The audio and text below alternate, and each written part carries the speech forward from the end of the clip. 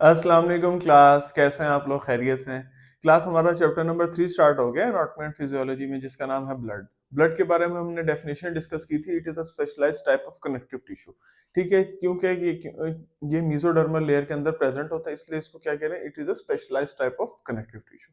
अच्छा, उसके बाद हमने ब्लड की कुछ कंपोजिशन पढ़ी थी। ऑर्गेनिक सेलुलर पार्ट्स पर थे, नॉन सेलुलर पार्ट्स पर थे। ठीक है, फिर प्लाज्मा था, कुछ फॉर्म्ड एलिमेंट्स थे सेलुलर पार्ट्स के और नॉन फॉर्म्ड एलिमेंट्स थे प्लाज्मा के। फिर प्लाज्मा की कंपोजिशन हमने डिस्कस कर ली थी, उसमें ऑर्गेनिक भी थी और इनऑर्गेनिक भी थी।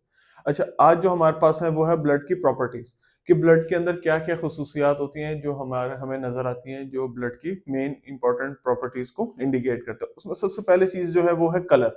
कलर इंडिकेट करता है ब्लड का।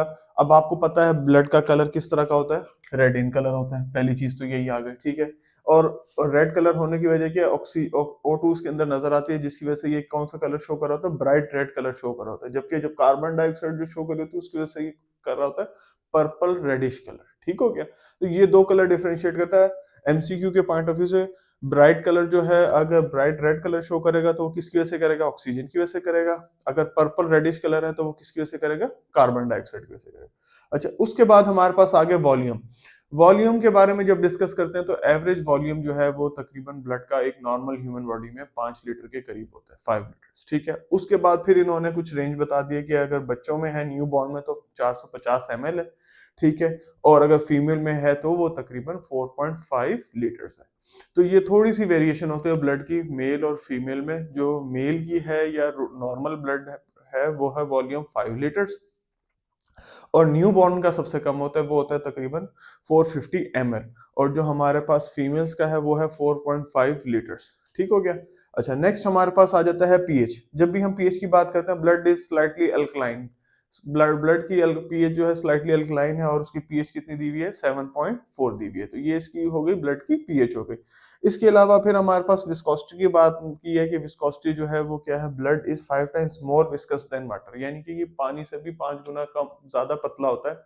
ठीक है, और अगर हम viscosity basically speed of liquid को कहते हैं, तो जो वाटर की स्पीड है उससे भी 5 गुना ज्यादा स्पीड किसकी है? हमारे पास ब्लड की स्पीड है। अच्छा, it is due to red blood cells and plasma proteins. और ये किसकी मदद से हो रहा है? रेड ब्लड सेल्स की मदद से हो रहा है और प्लाज्मा प्रोटीन्स की मदद से हो रहा है। तो क्लास ये जो था ना, हमारे पास प्रॉपर्टीज ऑफ ब्लड आ गई। उसमें हमारे पास सबसे पहली चीज कलर है, वॉल्यूम है, पीएच है, और लास्ट नंबर पर उसकी विस्कोसिटी है।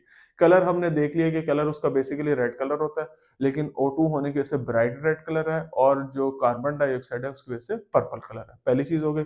उसके बाद फिर हमने वॉल्यूम के बारे में डिस्कशन कर ली। वॉल्यूम क्या है? ब्लड का जो वॉल्यूम है बॉडी में, ह्यूमन बॉडी में, वो 450 ml है। न्यू बॉर्न में 4.45, 450 ml थोड़ा सा होगा, उसमें 5 लीटर्स है नॉर्मल में, और फीमेल में 4.5 लीटर्स है।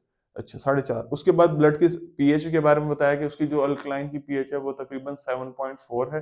ठीक है, और हमारे पास विस्कोसिटी जो है ब्लड की 5 टाइम्स मोर ग्रेटर है एज कंपेयर टू वाटर।